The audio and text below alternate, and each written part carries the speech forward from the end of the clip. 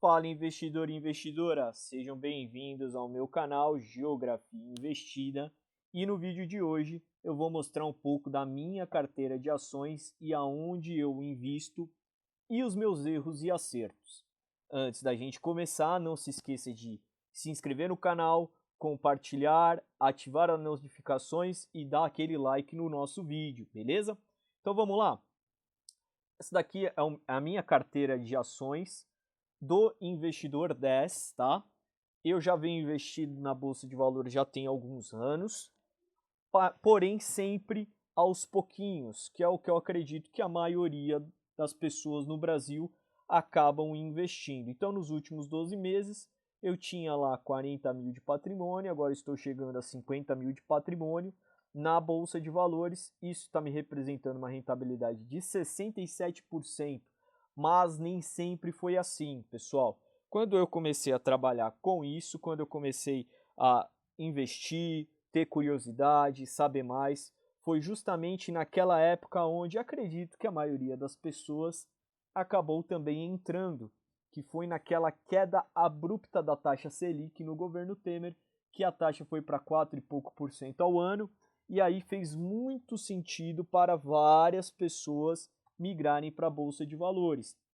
E a Bolsa de Valores, infelizmente, por conta de decisões ou falta de estudo mesmo, muitas pessoas acabaram perdendo dinheiro, inclusive eu. Então eu fui com muita sede ao pote na época, acabei investindo muito em fundos imobiliários de papel, que para quem não sabe, a maioria dos fundos de papel emitem seus contratos em dívida atrelada a IPCA, a dívida atrelada a IGPM. Então, como a Selic estava muito baixa na época, acabou que os fundos de papel estavam muito atrativos, pagando mais de 1% ao mês de rentabilidade.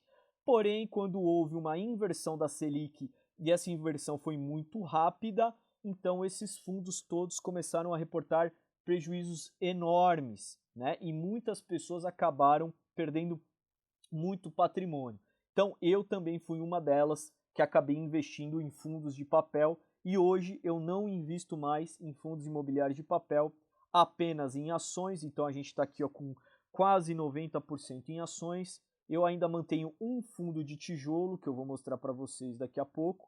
Nesse está representando aqui 5% da carteira e alguns tesouros diretos que eu comprei lá quando estava com o IPCA mais 7, IPCA mais 8, que eu acabei comprando isso no final do ano passado por conta daquele burburinho todo. Então hoje meu patrimônio 50 mil, vou colocar aqui para 10 anos. Vocês notem que assim como a maioria de nós, eu acredito que a carteira que você tenha deve estar muito parecida ao de pouquinho em pouquinho, aquela história que a galinha enche o papo, né? Sempre aos poucos. Então me levou praticamente 5 anos para que eu pudesse reservar 50 mil reais para jogar aqui na Bolsa de Valores.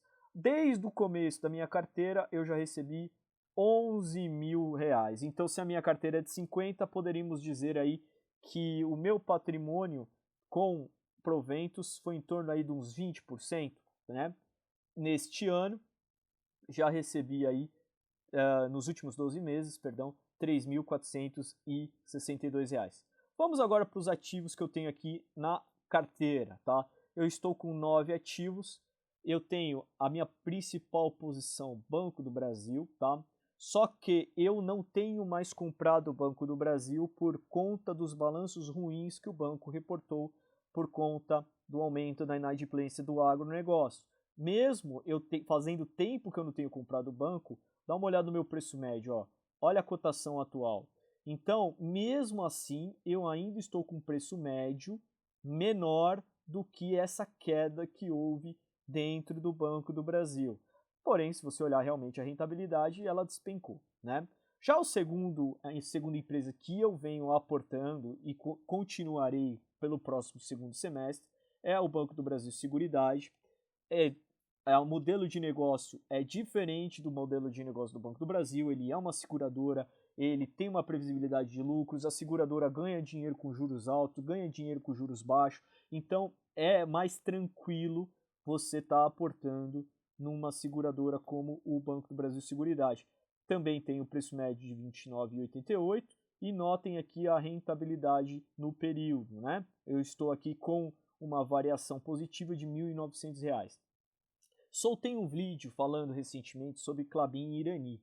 Eu não tenho comprado Klabin a esses preços, tá?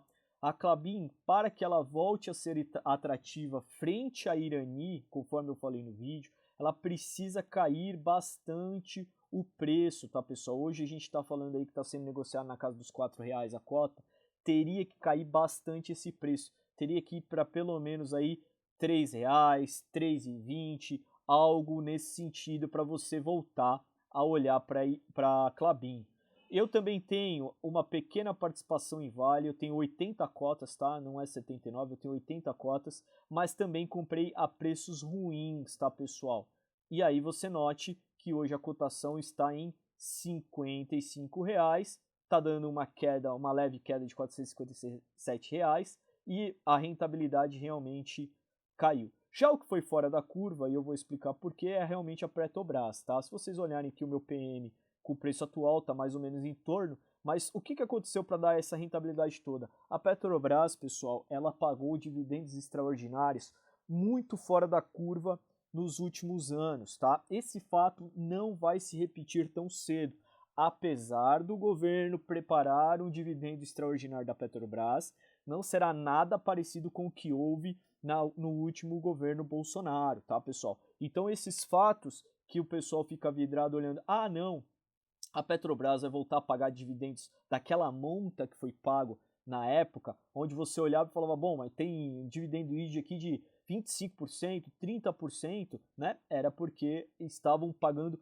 muito, estavam, na ocasião, estavam pagando muito mais do que hoje por conta da política, por conta do novo guidance, né? Eu também tenho ações da Taesa, tá? As ações da Taesa faz tempo que eu não olho, tá? Eu não tenho tido interesse em olhar nas ações da Taesa, porque a Taesa também não está em bons preços, tá, pessoal? Então, se vocês olharem aqui também, ó, preço médio de 12,40, o preço atual 11,58, tá me dando uma queda aqui, mas com os proventos me dá um lucro aí de 43%, né?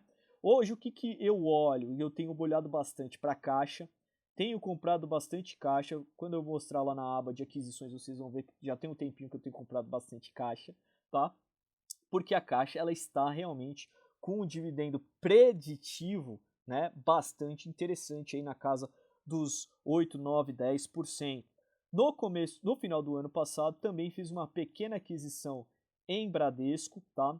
O Bradesco ele veio a subir muito nesse ano, tá? O Bradesco ele tem melhorado muito como banco, ele passou muitos anos aí andando de lado por conta de endividamento, né, inadimplência, mas o Bradesco parece que acertou agora a mão e está crescendo bastante. Daí vocês vão falar, pô, mas por que Bradesco e não Itaú ou não Santander? Porque na ocasião o Bradesco estava mais barato entre os pares, havia um potencial de valorização superior aos pares, e o Santander existe um burburinho que ele vai fechar o capital. Então a gente tem que tomar um certo cuidado nessa questão do Santander.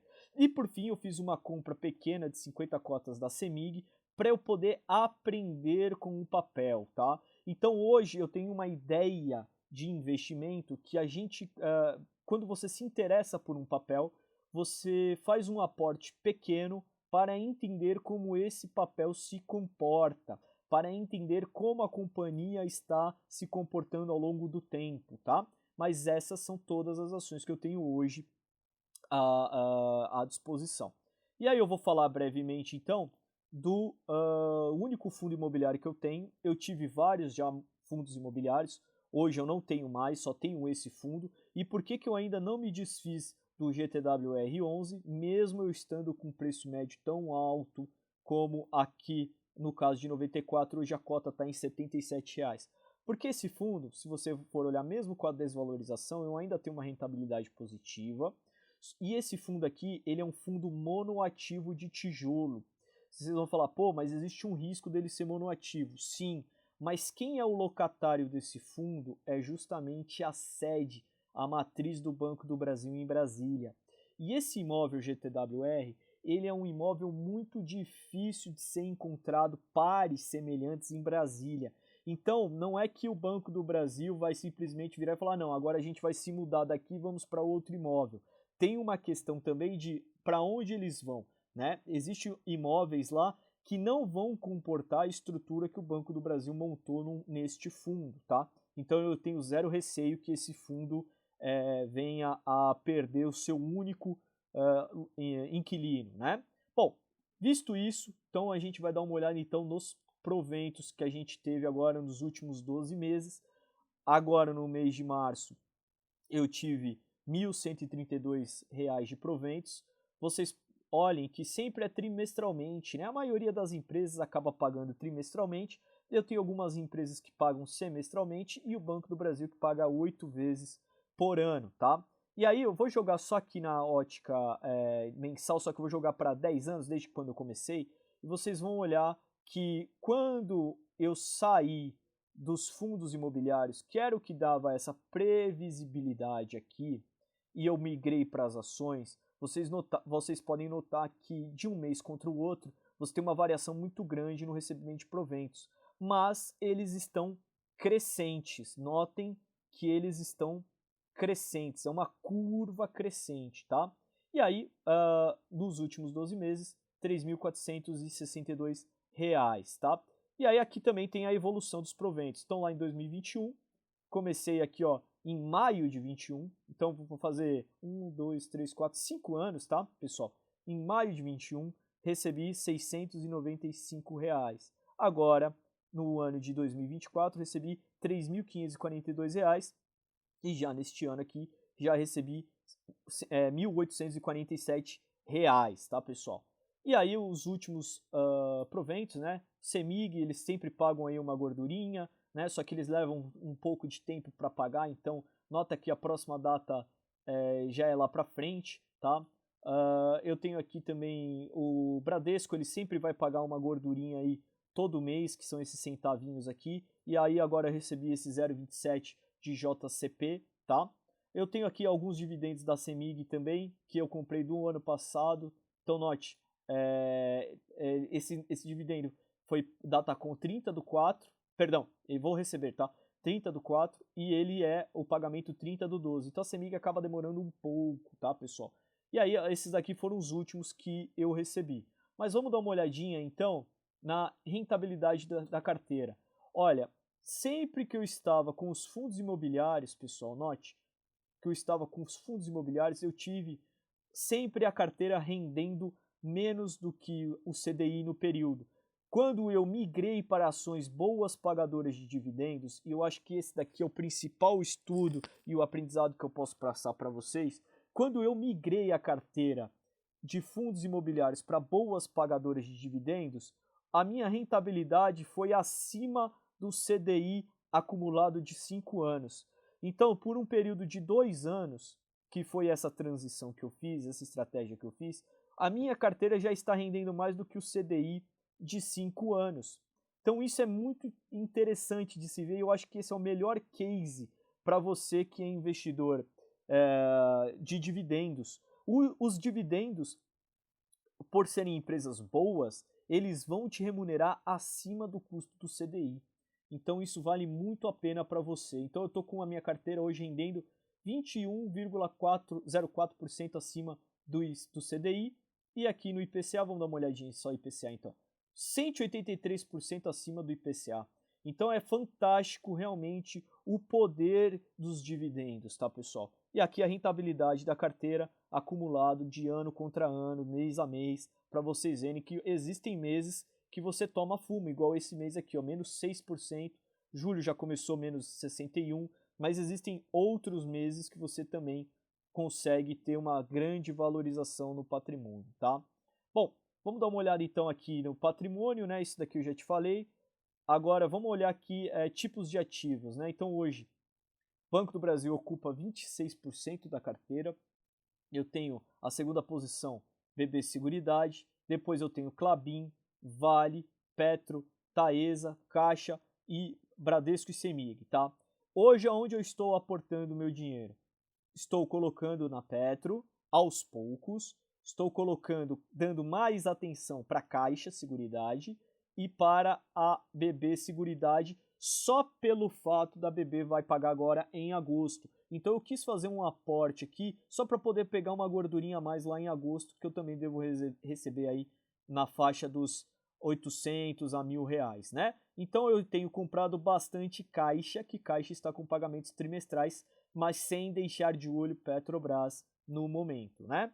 Então vamos dar só uma olhadinha aqui os fundos imobiliários. Então eu tenho esse tipo de ativos aqui, né? Essas são todas as minhas aplicações e aqui alguns tesouros que eu acabei comprando lá quando estavam sendo ofertados por IPCA mais 7, IPCA mais 8, eu acabei comprando esses caras aqui como uma oportunidade momentânea, tá?